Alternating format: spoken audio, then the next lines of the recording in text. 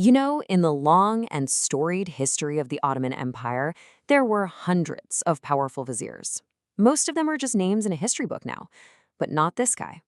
No one ever got as close to the Sultan, and no one ever wielded power that could almost rival his. This is the incredible story of Pargalı Ibrahim Pasha, a man who literally went from being a slave to being the Sultan's shadow. But here's the thing, his story is a tragedy. It's a mind-blowing rise to the top, followed by a fall that was just as spectacular. And it all boils down to this one question that people still argue about today. Was he a loyal friend who was just destroyed by power? Or was he a traitor who, in the end, got exactly what was coming to him? All right, let's get into it. So to really understand Ibrahim, you have to understand his journey. And it's a story that is just unbelievable. It doesn't start in a palace or some noble house. It starts with him in chains. I mean, just look at the speed of this. It is absolutely staggering. He's born in 1494, the son of a simple fisherman. By the time he's 6, he's been kidnapped by pirates and sold as a slave. But then his luck completely changes. He ends up in the orbit of the young Prince Suleiman. They're the same age, they hit it off, and this incredible friendship starts.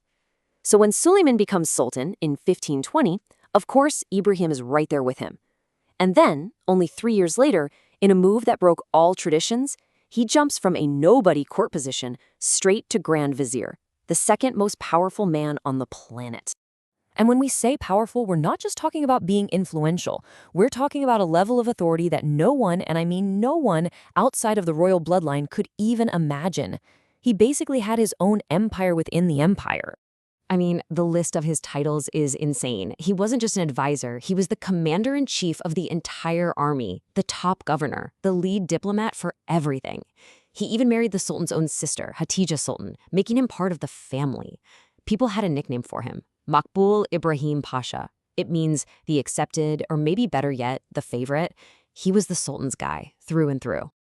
And this right here, this number 6, this tells you everything. This is the number of horsetail standards, or 2, that he was allowed to have. In the Ottoman world, this was the ultimate symbol of rank and power. The Sultan himself had 7. Ibrahim was given 6. He was just one step below the Sultan in every way that mattered. And it wasn't just an internal thing. Foreign ambassadors saw it plain as day.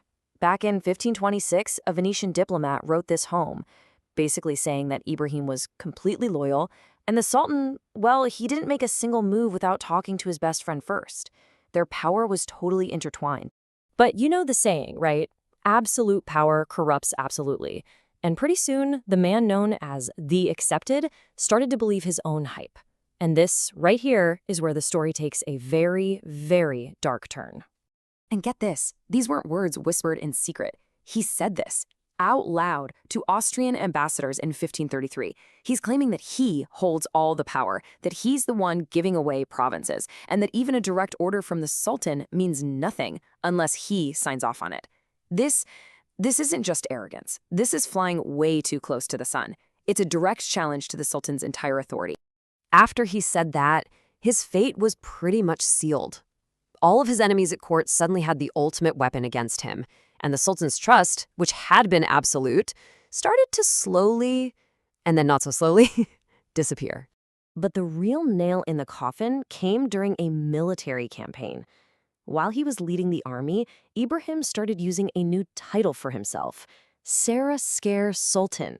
Now, in the Ottoman world, there is only one Sultan. That's it. For anyone else to use that word in their title, it was an unforgivable act of hubris. And with blood in the water, the whispers in the palace turned into a roar. His rivals started piling on. He was accused of executing a rival official without cause, of secretly still being a Christian. And this one was huge. He supported the heir to the throne, Shehzade Mustafa. That put him in direct conflict with the Sultan's powerful wife, her Yirim Sultan, who was trying to get her own son on the throne. She and others started planting the most dangerous idea of all in Suleiman's head, that his best friend, Ibrahim, might actually try to take the throne for himself. And so, this is how it ends. On the night of March 15, 1536, Ibrahim gets invited to the palace for dinner. Totally normal, something he'd done hundreds of times. He and his lifelong friend, the Sultan, eat together, they talk, one last time. Then, Ibrahim goes to his room inside the palace to sleep. And while he slept, a team of executioners, sent by the Sultan himself, crept into his room, and strangled him. The fall was just as swift, just as shocking as the rise had been. And in a single night, his entire legacy, everything he was completely rewritten. The change was instant. The man the entire empire knew as Maqbul, the accepted one, was now known by a new, chilling name. Maqtul, the executed one. With just one word, the story was over. But just killing him wasn't enough. They took his body from the palace in the dead of night. They buried it in a secret, unmarked grave. There would be no fancy tomb, no public funeral for the Great Vizier. It was a complete and total erasure. It's as if they wanted to pretend the Sultan's best friend, the second most powerful man in the empire, had never even existed at all. Which brings us right back to where we started. Who was Pargalı İbrahim Pasha? Was he a brilliant and loyal friend who was simply corrupted by a level of power that no human being could handle? Or was he a traitor at heart, whose ambition was always going to lead him down a path to challenge his master? The history gives us evidence for both sides, leaving the final call to you.